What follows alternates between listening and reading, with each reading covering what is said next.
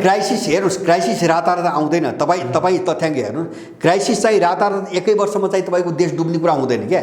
यसको दशकौँ लामो पृष्ठभूमि हुन्छ। त्यत्रो चाहिँ तपाईँको के अरे चाहिँ 30 वर्ष विरुद्धमा फसेको देश हो। इन्डिया र पश्चिमाले के गरे तामिललाई उठाएर 30 वर्ष रक्तपात मचाएनन्। अर्थतन्त्र सखाप त त्यसले पारेको हो श्रीलङ्काको, होइन? उठ्नै नसक्ने गरी चाहिँ तपाईँको फसाए, विरुद्धमा फसाए, होइन? त्यसलाई त्राण दिएर त्यहाँबाट मुक्त गरे त चीनले हो नि भाइ। त्यो त उनीहरू बिर्सेनन् नि। तामिललाई दबाएर चाहिँ त्यो विरुद्ध साम्य पारमा सहयोग त चीनको हो। त्यो त उनीहरूले बुझेका छन्। त्यसपछि नै अलिअलि तङ्ग्रिन सुरु गरिरहेको श्रीलङ्का भनेपछि फसायो श्रीलङ्कालाई कसले? इन्डियाले कति गर्यो? ल हेर्नुहोस् तपाईँको पृष्ठभूमि। ल BRI को नाममा ल चीनको BRI को परिकल्पना आएको 2014मा। सी राष्ट्रपति भए चाहिँ 13मा, 14मा चाहिँ BRI को कन्सेप्ट बाहिर आयो, होइन? अब 14 पछि कति वर्ष भयो? 8 वर्ष। 8 वर्षमा श्रीलङ्का चाहिँ तपाईँको टाट पल्टेको हो चीनको कारणले। त्योभन्दा अगाडिको तथ्याङ्क हेर्नु न, श्रीलङ्का समृद्ध थियो। विश्व ब्याङ्कले के गर्छ, एसियाली विकास ब्याङ्कले के गर्छ भन्छ भने त्यो ऋण लिए बापत, अनुदान त होइन, ऋण लिए बापत, यो ऋण लिए बापत तिम्रो पोलिसी बनाउने, यो पोलिसी बनाउने अधिकार हामीलाई हुनुपर्छ भन्छ एउटा।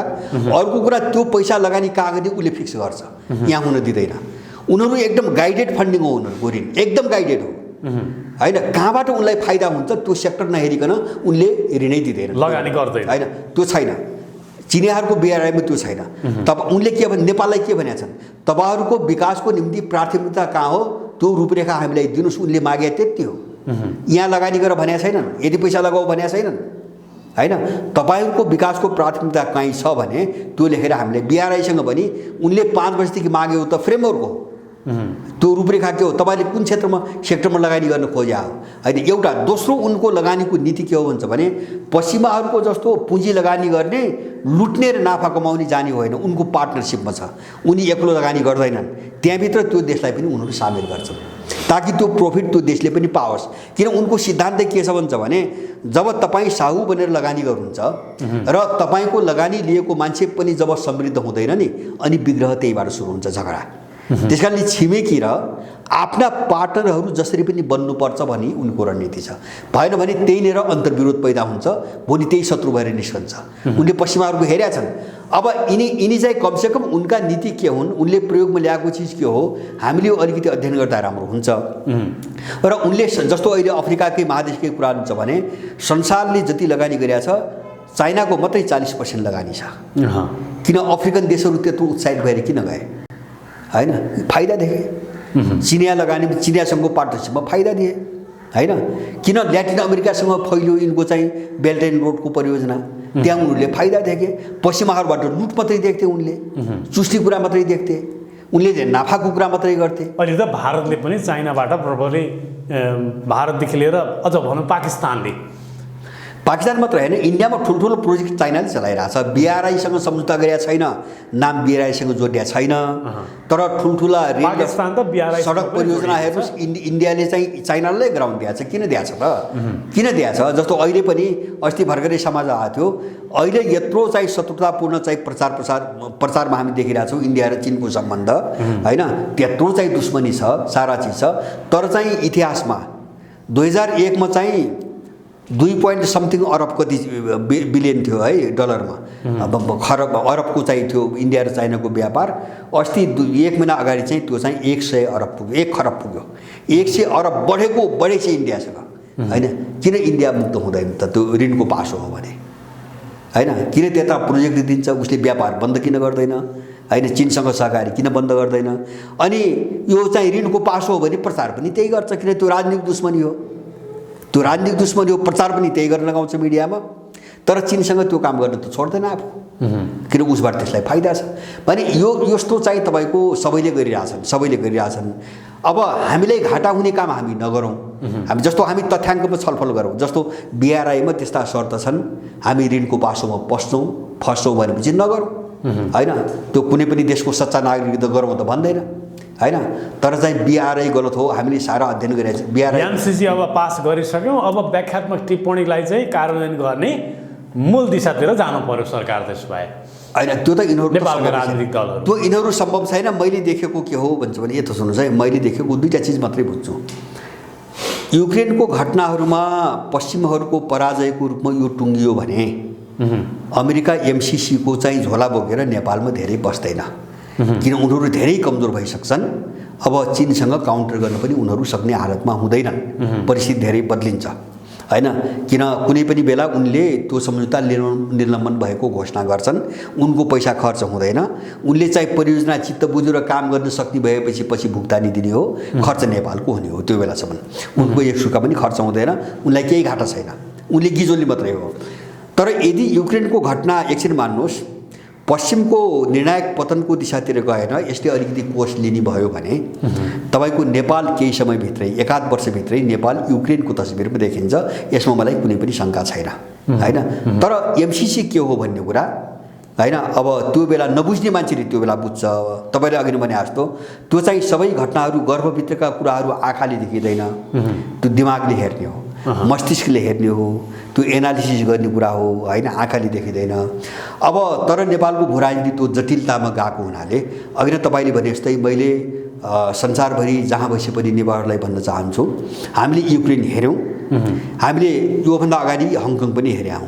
हङकङलाई टुक्र्याउनु त उत्पात मचायो नि त अमेरिकनहरूले हैन, कयौँ महिनौसम्म। आखिर चिनिया प्रभावमा आउनै पर्यो होइन। अब चिनिया प्रभाव होइन, उसले त कानुन प्रयोग गर्यो। जस्तो युक्रेनमा रुसले प्रयोग गर्यो, दुई फरक देश थियो र तपाईँको आक्रमण गर्यो हैन।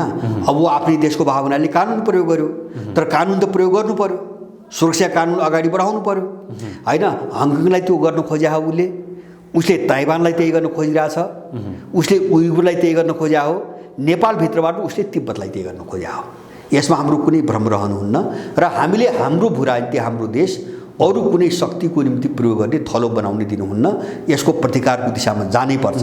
त्यसो हो नि। अनि आफू बाहेकका 11 पार्टी सस्पेन्ड गर्ने होइन, प्रतिबन्ध लगाउने कारण के? त्यस्तो पनि डेमोक्रेसी हुन्छ? माने व्याख्या आफ्नो हितको सन्दर्भमा हुन्छ हर चिजको।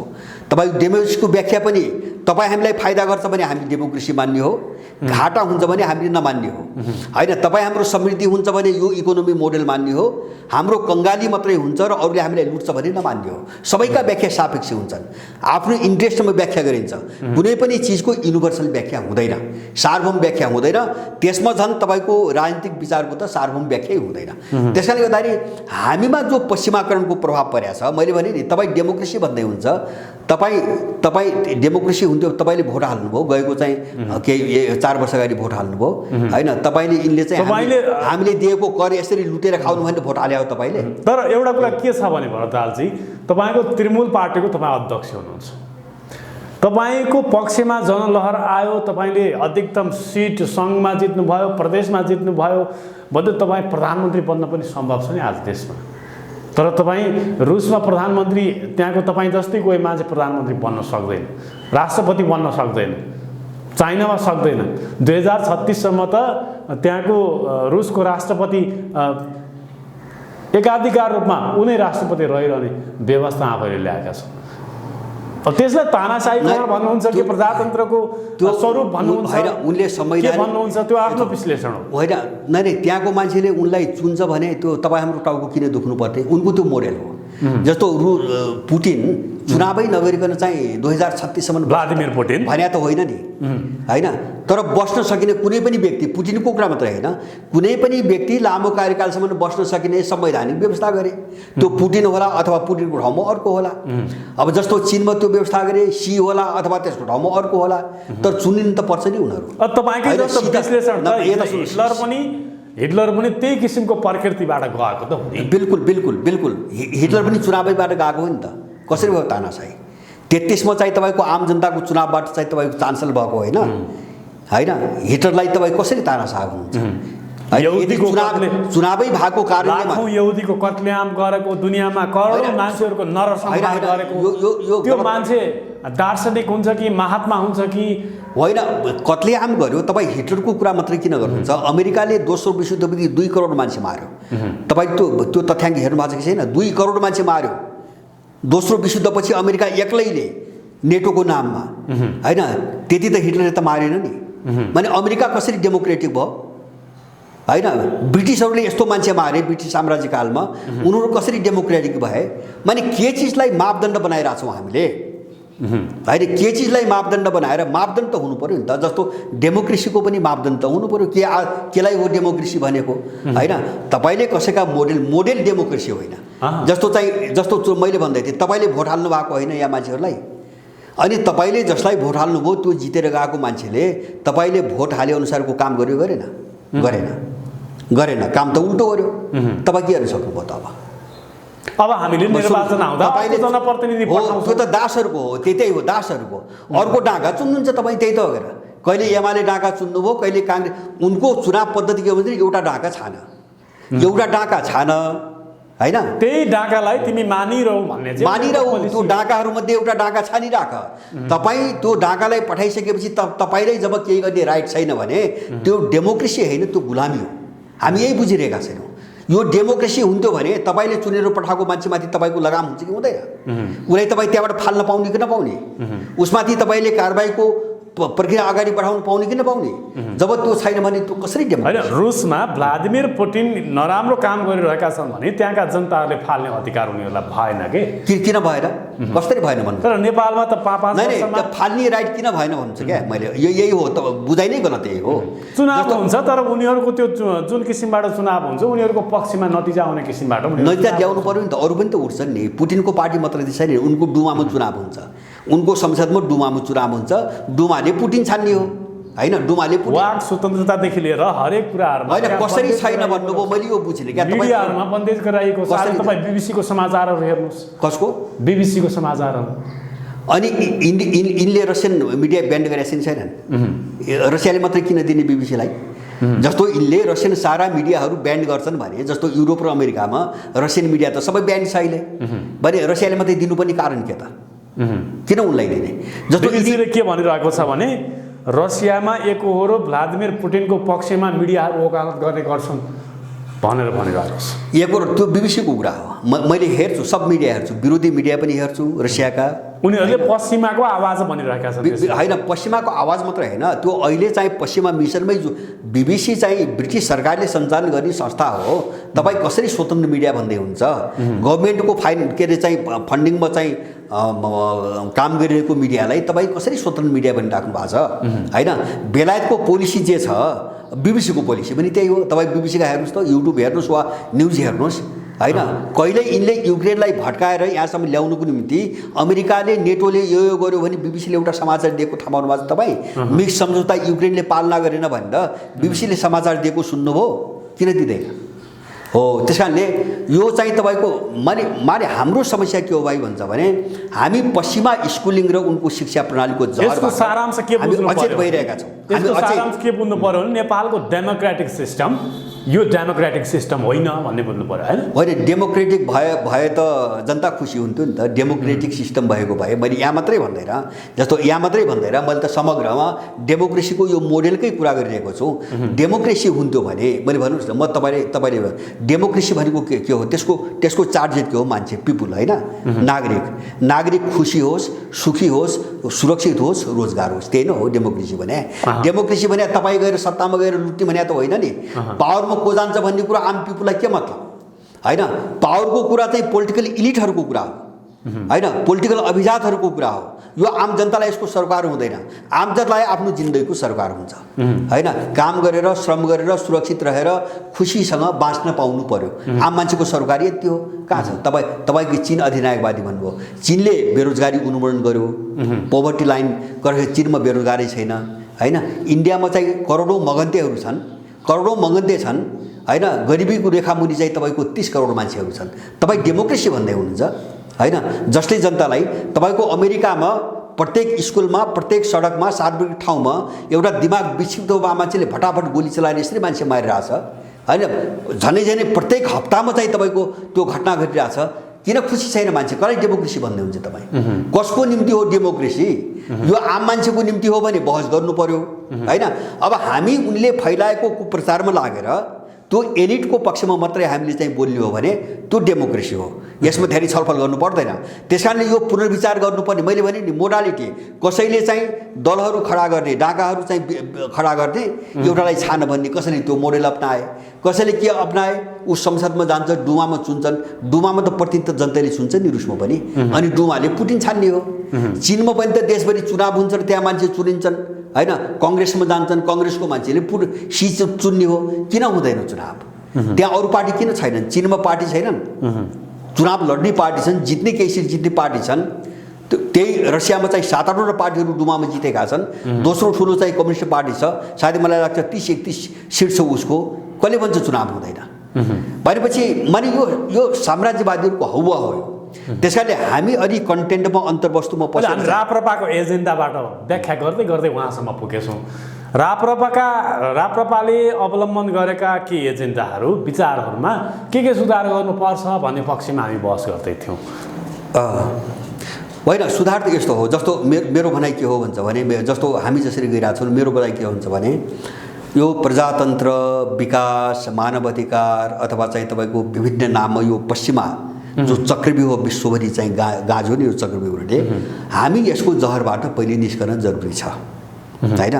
र यसलाई आफ्नो आवश्यकता, हाम्रो आफ्नो आवश्यकता, सबै देशमा आफ्नो आवश्यकता फरक छन्।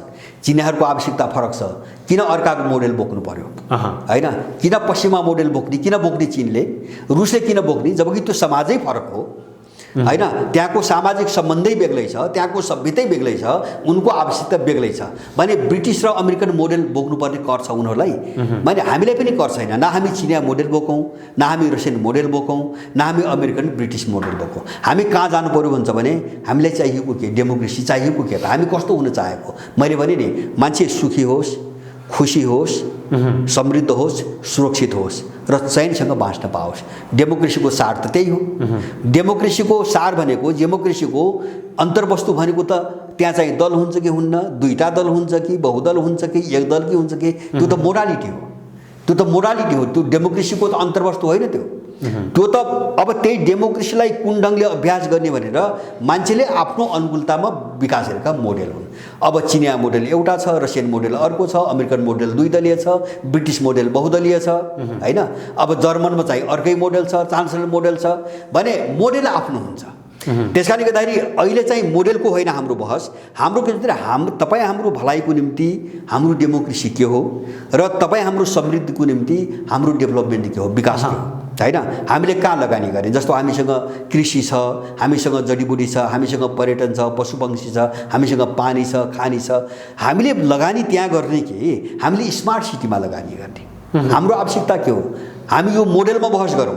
हाम्रो विकास जे हो हामी त्यहाँ जाउँ हैन। जे उनले लुट्नको निम्ति हामी माथि बोगाइरहेछन्, हामी त्यहाँ जाने। जस्तो नेपाललाई के विकास भन्नुहुन्छ? विकास होइन यो त बजार हो हैन। मान्छेले विकासलाई चाहिँ बजारलाई विकास भनिरहेछ, झिलिमिली विकास होइन हैन। यो सबै विदेशी माल हो। नागरिकको जीवन स्तरमा जबसम्म परिवर्तन आउँदैन विकास पनि भनिँदैन। र नागरिक जबसम्म चाहिँ कुनै पनि चाहिँ तपाईँको निर्णायक रूपमा काम गर्ने अधिकारमा रहँदैन तबसम्म त्यसलाई डेमोक्रेसी भनिँदैन। त्यसकारण हो यो लडाइँ हो, विश्वको अहिलेको यो सङ्कट यो हो। मैले यहाँ जोड्न खोजेको विश्वको, जब मैले भने दुईवटा समानान्तर विश्वको उदय भयो नि अब युक्रेन घटनापछि हैन, त्यो चाहिँ पावरहरूको चाहिँ टक्राउ मात्रै होइन, हामी यो भ्रममा छौँ हैन। त्यहाँ इकोनोमी पनि बेग्लै खालको छ, त्यहाँ पोलिटिकल सिस्टम पनि बेग्लै खालको छ, त्यहाँ चाहिँ अन्तर्राष्ट्रिय नेटवर्किङ पनि बेग्लै खालको छ। इन्टरनेट त आफ्ना चाहिँ बनाउने दिशामा गइसक्यो। इन्टरनेट पनि अब ग्लोबल इन्टरनेट भङ्ग हुने स्थिति आइसक्यो भने तपाईँको त्यहाँ सिँगै एउटा युगका विरुद्ध लड्ने आधुनिकतावादको नाममा यो नवोदारवादसम्म पश्चिमाहरूको जो अत्याचार थियो यसको अन्त्य हुँदैछ। यो ढल्यो, अब यो ढल्यो होला, यसको एउटा ब्लक रहला हैन, तर विश्वमा यसको वर्चस्वको अन्त्य भयो। लडाइँ एउटा युक्रेन रसियासँग हार्यो भन्दैमा यो सबै पश्चिमाहरूको प्रभाव हराउँछ भन्ने कुरा लाग्छ तपाईँलाई? विश्वास गर्नुहुन्छ? युक्रेन निमित्त कारण हो, युक्रेन निमित्त कारण हो। त्यो त कुनै पनि घटना विश्व अझैसम्म हारिरहेको छैन, होइन भने युद्ध लडिरहेको होइन। युद्ध युक्रेनले नहारे पनि मैले जे भने त्यो भयो। अब युक्रेन नहारे पनि मैले जे भनेको छु त्यो भयो। के भयो भन्छ भने अब पश्चिमाहरूको एकल वर्चस्वको अन्त्य भयो। अब विश्वको राजनीतिमा अमेरिकाको वर्चस्व भनौँ न अझ गयो, अन्त्य भयो। अब यिनको जो मोनोपोली एकलौटी थियो नि, यिनले चाहेपछि जे पनि हुने, पहिलो कुरो त्यसको अन्त्य भयो। नम्बर 1 पावर ब्यालेन्स चाहिँ तपाईँको उल्टियो। नम्बर 2 ग्लोबल अर्डर जो भन्थे नि यिनीहरूले त्यो अर्को अर्डर चाहिँ तपाईँको उसमा आयो हैन। केवल रसियाले मात्रै पश्चिमा राष्ट्रहरूको प्रभाव आज चीनले हेर्नुहोस् आफ्नो इकोनोमिक फाइदाका लागि उसले बेनिफिटको लागि मात्रै हेर्दै गर्छ। यही हो हाम्रो बुझाइको समस्या के हो भाइ भन्छ भने चीनले रसियालाई हतियार दिन सक्दैनौँ यदि आवश्यक पर्यो भने पनि भनेर भनिरहेको छ। यता सुन्नु हाम्रो बुझाइको समस्या कहाँ छ भन्छ भने हामीले कुनै पनि घटनालाई मैले भने नि हामीले रसिया मात्रै देखिरहेछौँ। हामीले के देखिरहेको छैनौँ भन्छ भने युक्रेनमाथि हात हाल्नुभन्दा अगाडि हैन जति पनि डेभलपमेन्टका प्रोसेस थिए चीन रुस लगायत अरू पनि देशहरू है जस्तो समानान्तर अब साङ्घाई कोअपरेसन सङ्गठन छ हैन, अब ब्रिक्स ब्याङ्क छ, ब्रिक्स समूह छ, के अरे चाहिँ AIIB भन्ने अर्को ब्याङ्क छ। अब केही दशक झन्डै दशकदेखि एउटा समानान्तर विश्वको निर्माणको निम्ति यत्रो योजनाबद्ध पहल भइरहेछ हैन। त्यसमा यो ब्लकले काम गर्दै आछ, सारा चिज आछ र त्यो सबै हिसाब किताब गरिकन जस्तो अब इकोनोमी कस्तो बनाउने हैन, पोलिटिकल सिस्टम कस्तो बनाउने हैन, अथवा इन्टरनेट सिस्टम कस्तो बनाउने, अब टेक्नोलोजी चाहिँ कस्तो कसरी अगाडि तर सरसर्ती हेर्दा त तपाईले भनेको कुरा पनि एक ठाउँमा रहला, तर सरसर्ती हेर्दा के देखिन्छ भने पश्चिमा राष्ट्रहरू एकातर्फ, रुस एकातर्फ र चीन एकातर्फ तीनटा ध्रुव भएको जस्तो देखिन्छ के। मैले हो त्यो आँखाको हेराइ हो, त्यो मस्तिष्कको हेराइ होइन, त्यो आँखाको हेराइ हो। मैले समस्या केवल कम्युनिस्ट राष्ट्रहरू भएकै आधारमा कम्युनिस्ट मात्रै छैन, कम्युनिस्ट मात्रै होइन, तपाईँको टर्की कहाँको कम्युनिस्ट हो, इन्डिया कहाँको कम्युनिस्ट हो। तपाईँको अहिलेको त देख्नुहुन्छ रसियन परिणाम बाहिर जो हेर्दाखेरि त जस्तो अमेरिकनहरूको नाकाबन्दीलाई इन्कार गरेर अहिले ग्यास त किन्न थाल्यो नि त इन्डियाले हैन। त्यो कुरा अमेरिकाको कुरा स्वीकार गरेन हैन, प्रतिबन्ध लगाछ तर सस्तोमा पाएपछि अमेरिकाको अर्डर मानेन हैन। तपाईँको इन्डियै त्यसमा छ, त्यहाँ त चाहिँ फेरि रुस आफै कम्युनिस्ट देश होइन, पुटिन आफै कम्युनिजमको विरोधी हुनु उनले भनिरहेछन्। अहिले रुसको यो हालत पुर्याउनुमा लेनिनको चाहिँ तपाईँको भूमिका छ भनिरहेछन्, किन उनले चाहिँ हिजो सोभियत सङ्घको पालामा गलत व्याख्या गरेर रुसको भूभागलाई चाहिँ तपाईँको एउटा स्वतन्त्र राष्ट्रको दर्जा नदिएको भए यो समस्या आउँथेन भनेर उनी बोलिरहेछन्। उनी कम्युनिस्ट विरोधी हुन्, कम्युनिस्ट पनि होइनन् हैन। त्यो मात्रै होइन, एउटा ब्रान्ड हो, चिनै होइन कम्युनिस्ट, जस्तो हामी जो शास्त्रीय रूपमा बुझ्छौँ नि हैन। यत्रो मार्केट इकोनोमी छ हैन, अरबपति छन्, खरबपति छन् भनेपछि अब त्यसरी हेरेर नाम कसले के राखेको छ त्यो आधारमा हिजो कहाँ थियो त्यो आधारमा होइन क्या हेर्ने। जस्तो अहिले चीन रसियन ब्लक भनौँ नि, अहिले सरस्वती आँखाले हेर्दा इन्डिया पनि त्यही देखियो, ब्राजिल पनि देखियो, मेक्सिको पनि देखियो। इन्डियाको त पुरानो एक किसिमको सम्बन्ध रसियासँग हिजो इन्डिया पाकिस्तानको लडाइँ हुँदादेखि लिएर पाकिस्तानलाई अमेरिकाले सहयोग गर्थ्यो, रसियाले इन्डियालाई सहयोग गर्थ्यो। त्यो सम्बन्धको आधारमा उनीहरूले आफ्नो पुरानो सम्बन्धलाई स्थिर बनाइरहेका छन्, त्यसलाई नै अगाडि बढाइरहेका छन्। चाइना, भारत, रसिया एक ठाउँमा हुन्छन् पूर्वी राष्ट्रहरू भन्ने यो कुरा त्यति अत्युक्ति नहोला कि भन्ने हो होइन। यस्तो छ, अत्युक्ति यस्तो हो, अहिलेसम्म त्यही देखिया छ। मैले त पहिलेदेखि भन्दै आएको हो, अबको विभाजन पूर्व र पश्चिमै हुन्छ, यो अर्को विभाजन यहाँ हुँदैन। र मैले पहिलेदेखि अब नेपालले पश्चिमा राष्ट्रहरूलाई सपोर्ट गर्नु, युक्रेनको पक्षमा मत जाहेर गर्नु बिल्कुलै गलत थियो, कूटनीतिक गलत होइन। यस्तो हो, गलत मात्रै यिनी स्वाहा हुन्छन्, यिनको सम्पूर्ण अस्तित्व मेटिन्छ। किन यो लडाइँ सिङ्गो चाहिँ पृथ्वी सिङ्गो जो हामी पृथ्वी भन्छौँ नि, यसलाई कुन वेमा लग्ने, किन भन्छ भने एउटा समग्र सभ्यतासँग जोडिएको लडाइँ हो यो चाहिँ इकोनोमिक र चाहिँ तपाईँको पोलिटिकल लडाइँ मात्रै होइन, सिङ्गो सभ्यतासँग लडाइँको चाहिँ जोडिएको पूर्वीय सभ्यता र पाश्चात्य सभ्यता बिचको। तपाईँ भन्नुहोस् न, अहिले उनले इन्डिया र चीनलाई लडाउने धेरै कोसिस गरे, असफल भए होइन। मैले बारम्बार के भन्दै आएको थिएँ भन्छ भने यदि अब अर्को ठुलो महायुद्ध भयो वा विशुद्ध भयो भने त्यो युरोप केन्द्रितै हुन्छ, बाहिर हुँदैन। मैले यो पनि भनेको थिएँ, भयो त्यही। किन भन्छ भने त्यो सिभिलाइजेसनले काम गरेको छ हैन। किन भन्छ भने पूर्वीय सभ्यता के हो भन्छ भने त्यो जाति निषेध, धर्म निषेध, भाषा निषेध, पुरै द्वेषबाट विकास भएको सिभिलाइजेसन हो पश्चिमा सिभिलाइजेसन। पश्चिमा राष्ट्रहरू एउटा जातिले अर्को जातिलाई समाप्त पारेर बनेका राष्ट्र हुन्, त्यही कारणले पश्चिमा राष्ट्रहरूको नाम जातिको नामबाट छ। जस्तो रुसको नाम रुसी जातिको नामबाट छ, पोल्यान्डको नाम पोलिस जातिको नामबाट छ, तर एसियाली सभ्यता त्यो होइन हैन। एसियाली सभ्यता निषेधको सभ्यता होइन, यो समन्वयको सभ्यता हो, यो मेलमिलापको कोअपरेसनको सभ्यता हो। धेरै ठुलो अन्तर छ। लडाइँ यो हो। त्यसैले गर्दाखेरि हामी कहाँ जाने भन्ने हो। हाम्रो लडाइँ पनि त्यही हो। हामी चाहिँ यो पश्चिमा जो जहर छ नि यसबाट चाहिँ बाहिर निस्केर अब आफ्नो देशलाई अगाडि बढाउने बाटोमा जाने कि अनि चाहिँ तिनै पश्चिमाले खुवाएको विष पिएर जहर पिएर अनि चाहिँ हल्लो जाति फल्लो जाति हल्लो धर्म फल्लो धर्म गरेर चाहिँ हामी चाहिँ टुक्रा टुक्रा भएर सिद्धिने हाम्रो समस्या पनि त्यही हो। त्यसैले गर्दाखेरि नेपालले निकास त्यो बेला मात्रै पाउँछ जब पश्चिम पराजित हुन्छ। मुद्दा त्यहाँ जोडिएको छ। नेपालले यो सङ्कटबाट निकास त्यो दिन मात्रै पाउँछ जब यो ग्लोबल लडाइँमा पश्चिम पराजित हुन्छ। त्यो काम दुनियाँमा अमेरिकाको अस्तित्व र प्रभाव अमेरिका र पश्चिम युरोपको होइन विश्वमा यिनको वर्चस्व अन्त नहुँदासम्म नेपाल शान्त हुँदैन। हेरिराख्नुला मैले 1 दशकदेखि भन्दै आएको किन भन्छ भने नेपालको भूराजनीतिक सङ्कट भनेकै उनको रणनीतिको एउटा पार्ट हो। उनको रणनीति जस्तो साउथ चाइना सीमा ताइवान एउटा रणनीति, हङकङ दोस्रो रणनीति, उइगुर तेस्रो रणनीति, युक्रेन चौथो रणनीति, यस्तै रणनीति नेपालको टिएमसी जस्तो लिथुआनिया लाटभिया र इस्टोनिया अब 3टा चाहिँ सीमा जुट्या बाल्टिक राज्यहरू नेटोमा लैसकेका छ होइन। जस्तो जर्जियामा त्यही समस्या ल्यायो। अब युरोपको दोस्रो ठुलो देश भनेको युक्रेन रुस पछिको। अब युक्रेन पछि चाहिँ तपाईँको गयो भने त त्यो चाहिँ भूगोल नजिक मात्रै भएन कि सिभिलाइजेसन एउटै होइन, तपाईँको कल्चर एउटै, संस्कार एउटै। युक्रेनी र रसियन त झनै झनै छुट्याउनै नमिल्ने जाति हो क्या। किन भन्छ भने रुसको ग्रेटर रसियाको पहिलो राजधानी नै के भयो होइन 1600 चाहिँ तपाईँको के अरे चाहिँ 86मा होइन रसियन जारले स्थापना गरेको राजधानी नै के भयो होइन। सेन्ट पिटर्सबर्ग र मस्को त धेरै पछि आएको हो भनेपछि अनि रुसले छोड्दा सारा युक्रेन बनाउनु उसको त्यत्रो योगदान छ। त्यो मात्रै होइन तपाईँको युक्रेनी जमिन अहिले पनि गुगल हेर्नुहोस् नक्सा हेर्नुहोस्। युक्रेन 17औं शताब्दीको मध्यमा युक्रेनको आकार नेपालको एउटा अञ्चल जत्रो छैन। युक्रेन जसलाई युक्रेन भनिन्थ्यो होइन, युक्रेन जसलाई भनिन्छ नि अहिले त्यसको आकार नेपालको एउटा अञ्चल जत्रो छैन। अहिले पनि गुगलमा हेर्न सकिन्छ। अनि 4 पटक चाहिँ रसियन भूभाग त्यहाँ गाभिएको छ होइन। पहिलोपटक रुसी जारले 1886 देखि 1917 को बिचमा जारहरूले धेरै पटक त्यो युक्रेनसँग रुसी भूमि दिँदै दिँदै दिँदै दिँदै ठुलो भूभाग चाहिँ तपाईँको उत्तरतिरको ठुलो भूभाग युक्रेनमा गाभे। अनि दोस्रो पटक लेनिनले चाहिँ तपाईँको यो दक्षिणतिरदेखि लिएर पश्चिम दक्षिण पश्चिमको ठुलो भूभाग चाहिँ तपाईँको लेनिनले गाभे 1922मा। अनि 1939 देखि 41 को बिचमा स्टालिनले सुदूरपूर्वी जो अहिले सुदूरपश्चिम जो अहिले लडाइँ केन्द्रित छ नि त्यो सम्पूर्ण भूभाग रसियाली युक्रेनमा गाभेको हो।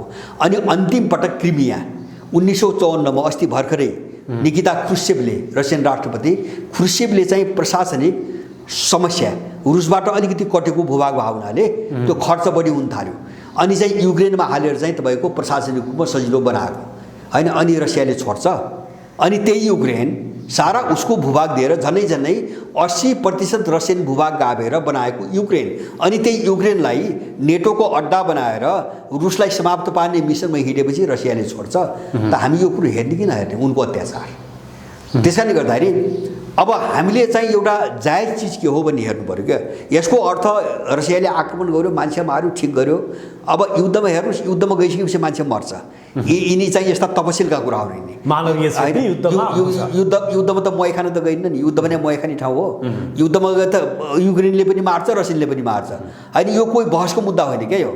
अब बहसको मुद्दा के हुन्छ भने यसको कारण के हो, यसको कारण के हो र यसको रिजल्ट के निस्किन्छ बस त्यति मात्रै हो होइन। तपाईँको पात्रको कुरा हुँदैन। जस्तो माओवादी युद्धका कुराहरू छन् नि केही माओवादी अबुजहरू भन्छन् नि यत्रो बलिदान गर्यो अपमान गर्न मिल्छ भन्छ। तिनको बलिदानको हिसाब हुन्छ, कति मान्छे मऱ्यो भने हिसाब हुन्छ। उनको युद्धले देशमा परिणाम के दियो हेर्ने त्यो। उनको लिडरसिपले के गर्यो होइन, के खेल खेल्यो र समग्र उनको युद्धले देशलाई के दियो कहाँ पुर्यायो हेर्ने त त्यो हो नि। रिजल्टको आधारमा मूल्याङ्कन गरिदियो। त्यसैले गर्दाखेरि म लागेको थिएँ माओवादी युद्धलाई पराजित भन्न मिल्छ भन्छ अबुझ माओवादी होइन। अब सहभागी के मतलब आन्दोलन चाहिँ नेपाली जनताले नेपाली 7 साल 46 साल 63 साल जनतै प्रयोग भयो नि के जनताले ल्याएको भन्ने होइन। 7 सालमा पनि त जनतै उठेको हो होइन। तपाईँको काङ्ग्रेसलाई जिताउँदाखेरि पनि जनतैले भोट हाल्छ, एमालेलाई जिताउँदाखेरि जनतैले हाल्छ, माओवादी जिताउँदाखेरि जनतैले हाल्छ। जो प्रयोग हुन्छ होइन त्यसको सिङ्गो डेभलपमेन्टको प्रक्रियामा हिसाब हुँदैन। हिसाब लिडरसिप के हो र त्यसबाट निस्कने नतिजा के हो हिसाब मूल्याङ्कन यहाँबाट मात्रै हुन्छ। त्यसकारणले हामीले कारण र त्यसको परिणाम नहेरिकन कुनै घटनाका बारेमा धारणा बनाउनु हुँदैन। मेरो चाहिँ आफ्नो स्पष्ट सोच हुन्छ। अब हामी कार्यक्रमको अन्त्यतर्फ पनि छौँ। लामो समय संवाद गरियो। अब अन्त्यमा तपाईँलाई हेर्ने दर्शक महानुभावहरूलाई के भन्न चाहनुहुन्छ? मैले एउटै हो, जस्तो मैले भनेको छु, जस्तो देशको स्थिति एकदम भयावह छ। अब मैले भने नि आँखाले एउटा चिज देखिन्छ, तर हामी आँखाले देख्ने मान्छे मात्रै नबनौँ होइन। हामीले अलि मस्तिष्कले पनि हेर्ने कोसिस गरौँ, किन मस्तिष्कले धेरै कुराहरू अहिले देखिँदैन बाहिर जो आँखाले देख्छ। त्यस कारणले नेपाल यदि चाहिँ अहिले विश्वको जो परिस्थिति छ यो मान्नुहोस् एकछिन पश्चिमाहरूको पक्षमा ढल्कियो भने नेपालको तस्बिर युक्रेनको रूपमा अगाडि आउँछ। यसमा मलाई कुनै पनि शङ्का छैन। त्यस कारणले अब जस्तो युक्रेनमा अहिलेको चाहिँ जस्तो अमेरिकनहरूले कहाँ पुर्याए त्यो त हामीले समाचारबाट धेरै कुरा बुझिरहेछौँ, सुनिरहेछौँ होइन। अब उनीहरूले भित्र नेपालमा पनि त्यही गरिरहेका छन्। जस्तो अथि कार्गो जहाज आएको छ, सेनाको इन्डियन आर्मीको के अरे अमेरिकन आर्मीको कार्गो जहाज आएको छ, के सामान आउँछ, कूटनीतिक नियोगका मान्छेहरू आएको भनेर होइन उनले भने त्यही हो। किन कूटनीतिक भनेपछि हेर्न पाइएन होइन। जस्तो अमेरिकन दूतावासको सामान भनेपछि खोल्न पाइएन। अब खोल्न नपाएपछि त्यहाँ हतियार पनि आउँछ, त्यहाँ अरू चिज पनि आउँछ होइन। अब सबै चिज आएको छ। अब त्यो त यो आछि छ भन्न त सकिन्न। तर उनको कार्गो विमान के आयो, कार्गो विमान ल्याउनु पर्ने कारण के हो त्यो त भन्नु पर्यो नि त। नेपाल सरकारले त्यो भन्नु पर्यो। देश यो ठाउँमा युएस एयरफोर्सको जहाज नेपालमा ल्यान्ड भयो र नेपाल त्यो जहाजभित्र के थियो भनेर नेपालले हेर्न पाउने त्यो अधिकार छैन नेपाललाई होइन। कूटनीतिक प्रक्रिया भनेपछि त्यो लेबल लगाइसकेपछि हेर्न पाइँदैन। कूटनीतिक नियमै त्यही हो। जस्तो दूतावासको निम्ति सामान भनेपछि खोल्न पाइँदैन, हेर्न पाइँदैन। नेपाल यदि अमेरिकामा लयो भने पनि हेर्न पाउँदैन अमेरिकाले होइन, नियमले पाउँदैन, नियमले पाउँदैन। अब हेर्नेले शक्तिवालाहरूले टाइट गर्छन्, हेर्न पनि सक्छन्। जस्तो अस्ति पाकिस्तानमा चाहिँ उत्तर कोरियाको दूतावासमाथि पाकिस्तानी पुलिस पस्यो भन्ने घटना आयो नि, त्यो त सामान्य नियमले नपाउने घटना हो। किन दूतावास भने त स्वतन्त्र अर्को देश हो, त्यो अर्को देश हो, त्यो त अर्को देशमाथिको हमला हो त्यो। तर पाकिस्तानी पुलिस पस्यो होइन। के कारणले पस्यो? पाकिस्तानी पुलिस पस्यो, मिल्दैन होइन।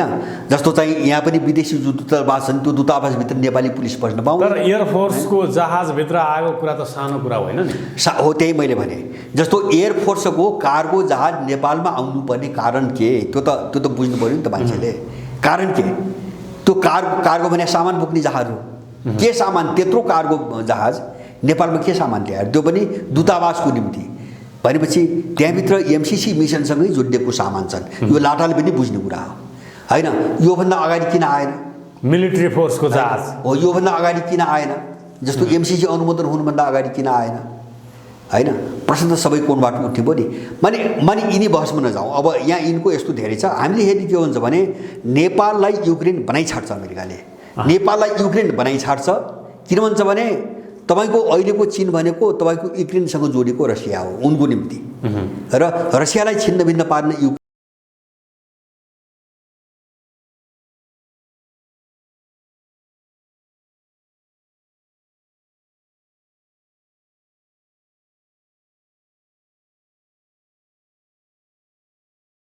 गर्छन् यो भ्रमणपछि। किन यो भ्रमण उनको पहलमा हुन थालेको छ एउटा हामीले बुझ्नुपर्ने होइन। दोस्रो कुरो चाहिँ चिनिया राष्ट्रपतिपछिको दोस्रो शक्तिशाली व्यक्तिले यो भ्रमण गर्दैछन्। दोस्रो कुरा अब यो मैले के देख्छु भने मेरो अनुमानमा अब एमसिसीका एउटा मलाई लाग्छ एमसिसीसँग कुरा उठ्यो भने एउटा कुरामा उठ्ने हो। किन चिनियाहरू चाहिँ अमेरिकन जस्तो नाङ्गो भएर चाहिँ देखिन सक्दैनन् होइन, सर्वाङ्ग नाङ्गो। उनले दुई तिनवटा कुराहरूमा उनको ख्याल गर्नुपर्छ। एउटा एमसिसी अनुमोदन गर्ने बेला अमेरिकाले जुन धम्की दियो त्यो धम्कीको काउन्टरमा उनीहरूले बोलेका छन् होइन। यो धाक धम्की को चाहिँ चीनले काउन्टर गर्नेवाला छ भनेको छ एउटा कुरा हामीले त्यो शेरबहादुर देउवा प्रचण्ड र केपी शर्मा ओलीलाई फोन गरेर सहायक विदेश मन्त्री डोनाल्ड लूले अमेरिकाका सहायक विदेश मन्त्रीले धम्काए नेपालका शीर्ष राजनीतिक दलका शीर्ष नेताहरूलाई धम्काए। त्यसको प्रधानमन्त्रीलाई समेत धम्काए। त्यसको प्रतिकार गर्ने भनेर चीन बोलेको छ एउटा कुरा। दोस्रो उसले के भनेको छ भन्छ भने उसले चासो राख्ने दोस्रो कुरो यिनले जो व्याख्यात्मक प्रस्ताव भने नि त्यो तिमीहरूले कार्यान्वयन गर्छौ गर्दैनौ उनले सोध्ने त्यो हो। उनले त्यो पक्कै सोध्छन् मलाई लाग्छ। किन त्यो एमसिसीको सम्झौता र व्याख्यात्मक प्रस्तावमा त धेरै कुरो बाजिन्छ। यिनको व्याख्यात्मक प्रस्ताव मान्न अमेरिका बाध्य छैन। किन त्यो यो त एकपक्षीय हो, यो त एकपक्षीय हो, लिखित द्विपक्षीय सहमति होइन। अब त्यसपछि यिनको जवाब के हुन्छ तेस्रो कुरा। र तेस्रो महत्त्वपूर्ण के हो भन्छ भने 5 वर्ष एमसीसी भन्दा अगाडि सम्झौता भएको BRI 5 वर्षदेखि एउटा पनि सम्झौता अगाडि बढ्न नदिएर यिनले पेन्डिङमा राखेका छन्। ओलीको कार्यकाल पेन्डिङमै राखेर सक्यो, शेरबहादुरले गर्ने प्रश्नै भएन हैन। त्यसकारणले त्यसको उनले जवाब माग्छन् र यो सबै चिज के को निम्ति हुन्छ भन्छ भने युक्रेनको घटनापछि केही देशहरूसँगको सम्बन्ध पुनर्विचार गर्नुपर्ने एउटा बाध्यता उनीहरूको अगाडि आइसकेको छ। जस्तो नेपाललाई कसरी ट्रिट गर्ने भन्ने, जस्तो अहिले जे छ नि हैन, यो ढङ्गले उनको चल्दैन, मैले बुझेको अब चल्दैन। किन भन्छ भने यिनी पेशेवर नेपालले अकस्मात गएर युक्रेनको पक्षमा मत जाहेर गर्नु, युक्रेनको मात्रै होइन, तपाईको युक्रेन मात्रै होइन, एमसीसी त अनुमोदन गरे नि। एमसीसी नेपालको संसदबाट युक्रेन त टाढाको कुरा हो। जस्तो एमसीसी अनुमोदन गरे भने अब एमसीसी पश्चिमा राष्ट्रहरूको प्रभावमा विकसित भएका राजनीतिक घटनाक्रमहरू नेपालका, त्यसमा चाहिँ शङ्काको दृष्टिकोणले अथवा चाहिँ उनीहरूले हेर्ने नीतिमा पुनर्विचार गर्नुपर्ने अवस्था चाहिँ पुनर्विचार गर्नुपर्ने बाध्यता सबैले आयो। किन विश्वको ध्रुवीकरण त्यो बाटोमा गइसक्यो हैन, यो बाटोमा उनको निम्ति बाध्यता हो। अब जस्तो नेपालसँग कसरी डिल गर्ने, उनीहरूले यो भ्रमणपछि एउटा नयाँ सोच बनाउँछन्, यसमा मलाई कति पनि शङ्का छैन। एउटा नयाँ सोच बनाउँछन्।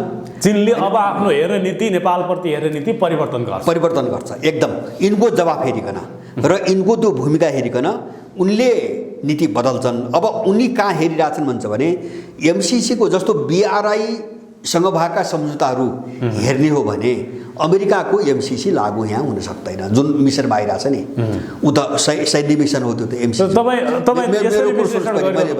होइन। एमसीसी BRI सँग भएका सम्झौता अगाडि बढ्ने हो भने एमसीसी को अमेरिकन मिसन अगाडि बढ्दैन हैन। किन बढ्दैन? अब एमसीसी चाहिँ अगाडि बढाउने भने BRI कार्यान्वयनमा आउँदैन, सम्भवै छैन। किन सम्भव छैन भन्छ भने पहिलो कुरो त सम्झौतामा अमेरिकी कानुन लाग्ने कुरा गरिसकेका छ, पहिलो कुरा हैन। दोस्रो कुरा अर्को प्रावधान त्यहाँ के छ भन्छ भने एमसीसी परियोजनामाथि कुनै आँच आउने, असर हुने कुनै अन्य पक्षसँग भएका सम्झौताहरूको कारणले एमसीसी परियोजनामा कुनै असर पुग्न सक्ने देखेमा त्यस्ता सम्झौताहरू निष्प्रभावी हुनेछन् भनेको छ। भन्नुको मतलब यदि एमसीसी अमेरिकन मिसन अगाडि बढ्ने दौरानमा कुनै बाधा आउने भयो भने अरू देशसँग BRI मात्र होइन भारतसँग हुन सक्छ। फर इक्जाम्पल तिनी कुनै पनि देशसँगका सम्झौताहरू निष्प्रभावी हुन्छन् भनेर चाहिँ सम्झौतामा लेखेको छ। त्यसकारणले एमसीसी त BRI र भोलि इन्डियाको पनि त्यही हालत आउँछ, सबैलाई ब्लक गर्ने विषयमा आएको छ सम्झौतामा हो। उनले त्यो चेक गर्न खोजिरहेछन् अहिले, उनले त्यो चेक गरिसक्छ। तर तपाईँलाई एउटा कुरा थाहा छ नि, आज श्रीलङ्काको भूराजनीतिक धरातल हेर्ने हो भने श्रीलङ्काले लगातार पश्चिमा राष्ट्रको प्रभावलाई निस्तेज पार्नको लागि भनेर अमेरिकाले दिने एमसीसीदेखि लिएर अन्य सहयोगहरूलाई उसले चाहिँ नेग्लेक्ट गर्यो। तर चीनले दिएको सहयोग BRIदेखि लिएर अन्य ऋण लिने सहयोगहरूमा चाहिँ उसले हात थापिरह्यो, जसले गर्दा आज श्रीलङ्का इकोनोमिक कन्डिसन कङ्गाल भएको छ। त्यस्तै कन्डिसन नेपालको आओस् भनेर नेपालका राजनीतिक दलहरूले यसो भए नेपालको सरकारले हामी उनको प्रोपोगन्डा नजाउँ क्या। मलाई एउटा कुरा के भन्दैछु भन्छ भने चीनसँगको BRI सँगको सम्झौताको कारणले श्रीलङ्का कङ्गाल भएको छ भनेर कुनै तथ्याङ्क तपाईँ दिन सक्नुहुन्छ? कुनै तथ्याङ्क छ तपाईँसँग? तर होइन तथ्याङ्क नभइकन भन्नु, यो उनको स्याल हुँ हो क्या। श्रीलङ्काले चीनलाई ऋण तिर्न नसक्दा एउटा बन्द राख्ने दिनु परेको छ नि। होइन यो पनि गलत झुट हो। चीन श्रीलङ्काको सबभन्दा ठुलो ऋणी चीन नै होइन, तपाईँ तथ्याङ्क हेर्नुहोस् न। चीनभन्दा ठुलो ऋणी चाहिँ तपाईँको जापान छ, चीनभन्दा ठुलो ऋणी अमेरिका छ। श्रीलङ्कामा अहिले जति ऋण भन्छन् नि चिनियाहरूको टोटल जति ऋण छ नि त्यसको चाहिँ तपाईँको 12-15% भन्दा माथि चिनिया ऋण छैन। यो पश्चिमाहरूले फलाएको प्रोपोगन्डा हो, यो सबै इन्डियनहरूले फलाएको प्रोपोगन्डा, हामी तथ्यमै नगरी बोलिरहेछौँ क्या। तर श्रीलङ्काले आफ्नो भूमिमा चिनिया बन्दरगाह किन निर्माण गर्नु? त्यो उसको आवश्यकता होइन, उसको आवश्यकता भन्ने कुरा अलिकता त्यसले चाहिँ आशंका जन्माएको छ के? कसलाई? नै आशंका यस्तो को अमेरिकनलाई दिनु त? अमेरिकनलाई दिए के राम्रो हुन्थ्यो, इन्डियनलाई दिए राम्रो हुन्थ्यो। उसले आफ्नो फाइदा चीनलाई नै पोर्ट चाहिँ दिँदाखेरि 79 वर्षको लिजमा न हो, त्यो चीनले किनेको त होइन हैन। जस्तो त्यसो भए यहाँका यिनले किन दिने? त्यसो दिँदैमा बिग्रिन्छ भने जस्तो यहाँ पनि त विदेशलाई ठेक्का त दिएका छन् नि, यहाँ विभिन्न प्रोजेक्टहरू यी हाइड्रो कम्पनीहरू सारा विदेशलाई दिएका छन्, किन दिने? त्यो दिँदैमा बिग्रिने, चीनलाई दिएर बिग्रिने भन्ने कुरा उनको प्रोपोगन्डा हो। हामीले हेर्ने के हो भन्छ भने अब वास्तविक तथ्याङ्कले के भन्छ हामीले त्यहाँ हेर्नु मैले हेरेँ तपाईँले भनेको डेप्ट के अरे चाहिँ ट्र्याप भन्ने यिनले ठुलो विश्वव्यापी प्रचार गरिरहेछन् होइन। यदि यस्तो हो भने मान्नुहोस् न मान्छेको पागल हो यिनी मात्रै दिमाग भएका हुन् संसारको मान्छे पागल हो होइन। किन दिन प्रतिदिन सबै देशहरू बिआईसँग जोडिरहेछ। चीन त चाहिँ उत्तर के अरे संयुक्त राज्य अमेरिकाको चाहिँ आँगनमै पुगिसक्यो नि। निकारागुवाले हस्ताक्षर गर्यो, पनामाले गर्यो होइन, उहाँ चाहिँ ल्याटिन अमेरिकामा अर्जेन्टिनाले गर्यो, अब चिलीले गर्दैछ, साल्भाडोरले गर्दैछ भनेपछि यिनले डेप्ट ट्र्यापको जो कथा जति बगबगाउँदैछन् नि अनि विश्वका सबै देशहरू झन्झन त्यो नेटवर्कमा किन जोडिन्छन् फाइदा देखेर हो। मूर्ख त होइन नि त, हामी मात्रै जाने बुझेका छौँ भनेर दुनियाँलाई मूर्ख ठान्नु त भएन। भनेपछि यो प्रोपोगन्डा विरोधीहरूले गर्छ होइन। तपाईँ हामी जाने कहाँ हो भन्छ भने हामी जाने कहाँ हो भन्छ भने हामी जे कुरा बोल्छौँ नि त्यो तथ्याङ्कमा छ कि छैन भनी जानु पऱ्यो क्या। जस्तो श्रीलङ्काभित्र होइन श्रीलङ्काको मान्छे पागल हो तपाईँको त्यो त के अरे चाहिँ तपाईँको बन्दरगाह लिजमा दिएर मेरो। तर आज श्रीलङ्कामा जुन किसिमबाट इकोनोमिक क्राइसिस भएको छ नि होइन क्राइसिस हेर्नुहोस्, क्राइसिस रातारात आउँदैन। तपाईँ तथ्याङ्क हेर्नु, क्राइसिस चाहिँ रातारात एकै वर्षमा चाहिँ तपाईँको देश डुब्ने कुरा हुँदैन क्या। यसको दशकौँ लामो पृष्ठभूमि हुन्छ। त्यत्रो चाहिँ तपाईँको के अरे चाहिँ 30 वर्ष विरुद्धमा फसेको देश हो। इन्डिया र पश्चिमाले के गरे तामिललाई उठाएर 30 वर्ष रक्तपात मचाएनन्। अर्थतन्त्र सखाप त त्यसले पारेको हो श्रीलङ्काको होइन। उठ्नै नसक्ने गरी चाहिँ तपाईँको फसाए, विरुद्धमा फसाए होइन। त्यसलाई त्राण दिएर त्यहाँबाट मुक्त गरे त चीनले हो नि भाइ। त्यो त उनीहरू बिर्सेनन् नि। तामिललाई दबाएर चाहिँ त्यो विरुद्ध साम्य पारमा सहयोग त चीनको हो। त्यो त उनीहरूले बुझेका छन्। त्यसपछि न अलिअलि तङ्ग्रिन सुरु गरिरहेको श्रीलङ्का भनेपछि फसायो श्रीलङ्कालाई कसले? इन्डियाले कति गर्यो ल हेर्नुहोस् तपाईँको पृष्ठभूमि। ल बिआरआईको नाममा ल चीनको बिआरआईको परिकल्पना आएको 2014मा, सीमा चाहिँ सी राष्ट्रपति भए चाहिँ 13मा, 14मा चाहिँ बिआरआईको कन्सेप्ट बाहिर आयो होइन। अब 14 पछि कति वर्ष भयो? 8 वर्ष।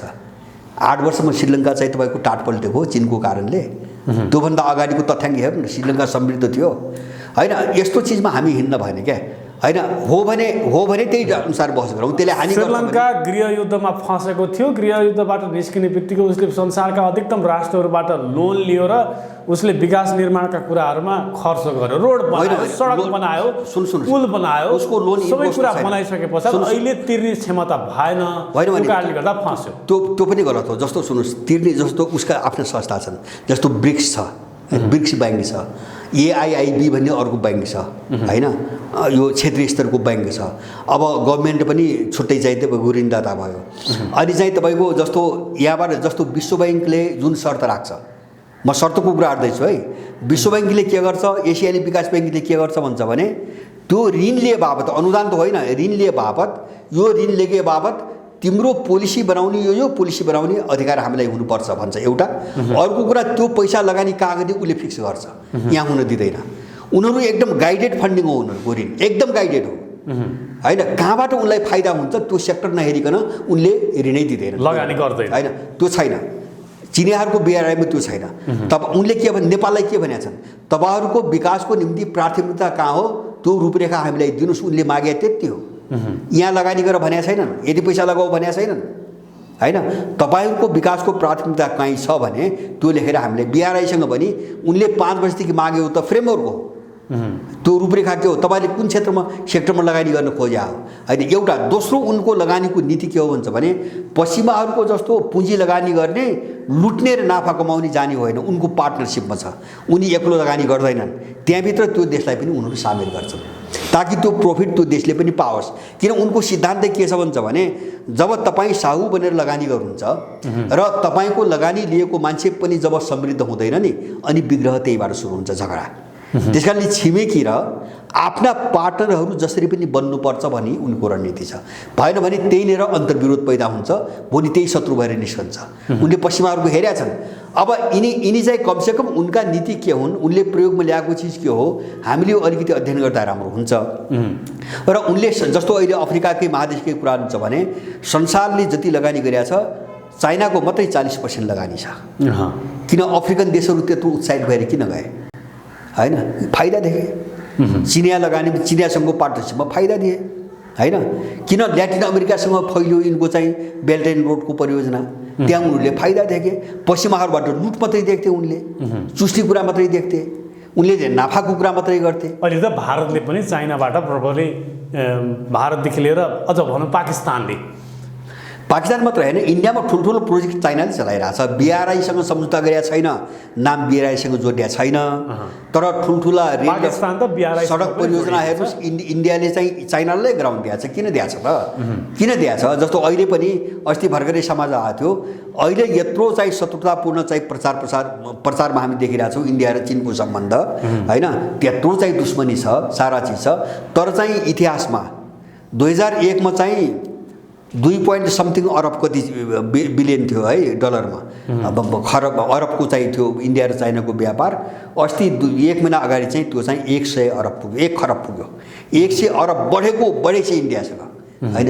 किन इन्डिया मुक्त हुँदैन त? त्यो ऋणको पासो हो भने, होइन। किन त्यता प्रोजेक्ट दिन्छ, उसले व्यापार बन्द किन गर्दैन, होइन? चिनसँग सहकारी किन बन्द गर्दैन?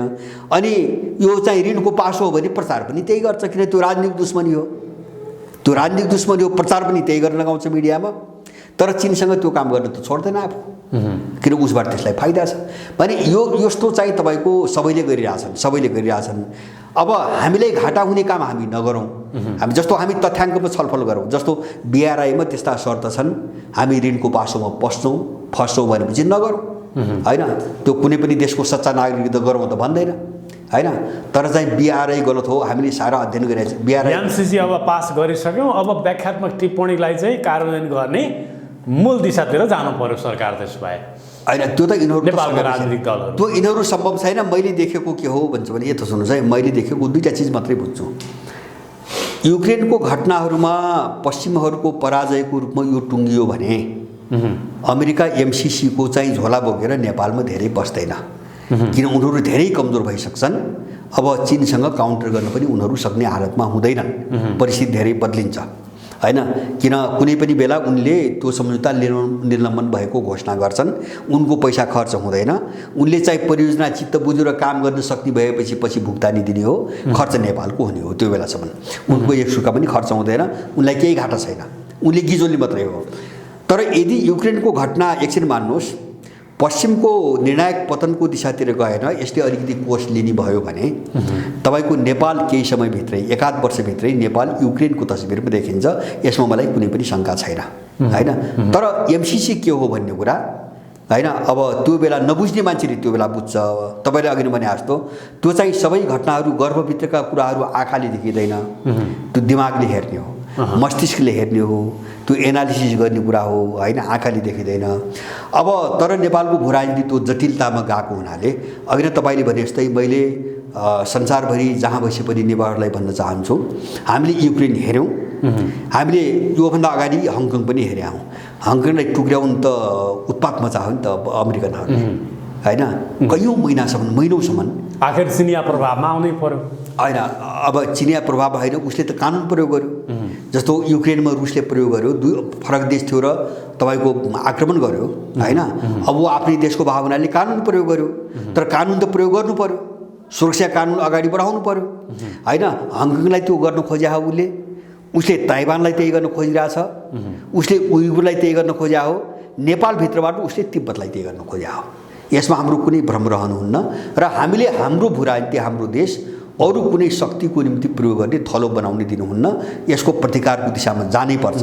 तिब्बतलाई स्वतन्त्र बनाउने मिसनमा नेपालमाथि एमसीसी लादिए हो, अरू केही छैन, होइन। अमेरिका तिब्बत मलाई लाग्छ तिब्बतमाथि प्रभाव जमाउन हो। तिब्बत चाहिँ जस्तो चीनको अङ्ग नभइदिएको भए, तिब्बत यिनको प्रभावमा भइदिएको भए मलाई विश्वास छ पश्चिमाहरूले नेपालमा एक सुको लगानी गर्नेवाला थिएनन्, एक सुको पनि, होइन। संसारका धेरै देशमा गरिरहेका छन्, जस्तो जसको जियो पोलिटिकल महत्त्व छैन नि, तपाईँको संसारको धेरै देश हेर्नुहोस्, एक कौडी उनले लगानी गर्दैनन्। किन गर्ने?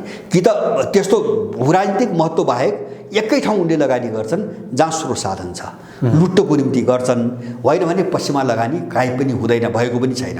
उनले या त लुट्ने या त त्यो देश चाहिँ तपाईँको गिजोल्ने, 2टा कोणबाट लगानी गर्ने हो। यिनको लोकतन्त्र पनि के हो? यहाँ त समाज भड्काएर, सामाजिक विद्वेष फैलाएर, समाजमा विभाजन ल्याएर, एउटा सेक्टरको ढाडमाथि टेकेर अनि चाहिँ नेपालमा चाहिँ गृहयुद्ध गराउने र चाहिँ आफ्नो फौजी स्टेसन गराउने वातावरण उनले चाहिँ लोकतन्त्रका कुराहरू त यहाँबाट ल्याएका हुन्। सङ्घीयता, आत्मनिर्णयको अधिकार, होइन, अनि चाहिँ बहुराष्ट्रिय राज्य, जन्मको आधारको नागरिकता, सबै मुद्दा त्यही जोडिहान् भनेपछि हामीले उनीहरूको यो मिसन बुझेनौँ भने हामी युक्रेनी हुन्छौँ। त्यो नीति भोलि आउँछ। र मैले अन्तिममा भन्न खोजेको चिनिया जो विदेश मन्त्रीको भ्रमण छ, यो विदेश भ्रमण, अब यो भ्रमणपछि यिनीहरूले नेपालको विषयमा आफ्नो धारणाको बारेमा समीक्षा गर्छन्। यसमा मलाई कुनै पनि शङ्का छैन। व्यापक बहस हुन्छ त्यसपछि। बहस होइन, उनले अर्को निर्णयमा उनीहरू पुग्छन् होइन। जस्तो अर्को निर्णयमा पुग्छन् भने के भन्छ भने उनी हातहाली निर्णयमा पुग्छन्। किन अब कूटनीतिक हिसाबले नहुने यो मिसनमा चाहिँ एउटा विदेशी मिसनमा चाहिँ अर्को चाहिँ तपाईँको छिमेकीका विरुद्धमा यस्तो नाङ्गो ढङ्गले आइसकेपछि उनीहरूले भनेका छन् हामी काउन्टर गर्छौँ त उनले भनिसके, उनले सङ्केत दिइसकेका छन्। यस्तै सङ्केत रुसले पनि दिएको हो। रुसले चाहिँ डिसेम्बर 17मा नेटो र अमेरिकालाई जो सुरक्षा सम्झौता प्रस्ताव पठायो नि, यो चाहिँ निश्चित समयभित्र स्वीकारिएन भने उसले समय पनि भनेको छ। हामी अन्तहीन बहसमा हामी जाँदैनौँ, अन्तहीन वार्तामा हामी जाँदैनौँ, यो भ्रम पश्चिमाली नेपाली हुन्छ।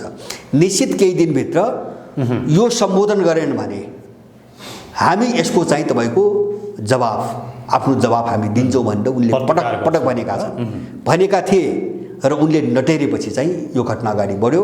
चिनियाहरूले पनि त्यो एमसिसीको बेला भनेका छन् यो जबरजस्ती र धम्कीको चीनले काउन्टर गर्छ, यसको प्रतिकार गर्छ भनेका छन्।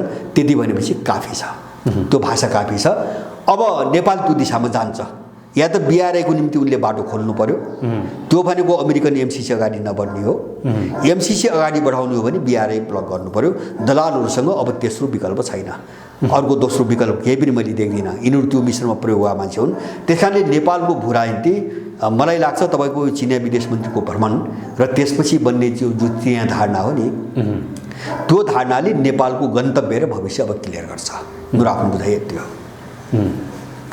चिनिया विदेश मन्त्रीको नेपाल भ्रमणले अबको नेपालको राजनीतिक भविष्य, राजनीतिक दिशा कता जान्छ भन्ने हो। यहाँको यो चाहिँ जो उतार चढाव हो नि, तरलता, अब यो कुन दिशातिर जान्छ भन्ने कुरो यसले क्लियर गर्छ। अब किन यसमा अब ढिलाइ उनीहरू गर्दैनन्, किन युक्रेन त देखेँ नि मैले भने, युक्रेन त देखेँ नि, त्यहाँ ढिलाइ गर्दाखेरि समस्या के आउँछ भन्ने त बुझेँ। त्यस कारणले उनको एउटै उद्देश्य हो बिआरआई अगाडि बढ्छ कि बढ्दैन, जो भइसकेका सम्झौता हुन् त्यो कानुनमा आउने कि नआउने उनले खोजेको त्यति कुरा हो होइन। त्यसमा चाहिँ तपाईँको आनाकानी भयो भने उनी एउटा नयाँ निष्कर्ष, एउटा सारांश के बुझ्यो भने के बुझौँ भने चिनिया विदेश मन्त्रीको भ्रमण भनेको बिआरआईलाई अगाडि बढाउनको लागि हो होइन। त्यसमा कुनै शङ्का छैन, अरू केही छैन। एमसिसी अनुमोदन भइसकेपछि बिआरआई जसरी पनि अगाडि बढाउने, अब नबढाउने नै चाहिँ यिनीहरूले गरे भने उनीहरूले नेपालपट्टिको धारणा पुनर्विचार गर्छन्, त्यो उनको बाध्यता हो। हुन्छ। अब त्यसपछि के हुन्छ भन्ने कुरा हामीले धेरै व्याख्या गर्नु पर्दैन।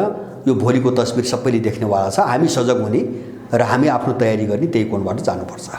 हुन्छ, अमूल्य समय दिनुभयो, तपाईँलाई धेरै धेरै धन्यवाद। हजुर, धन्यवाद यहाँलाई पनि।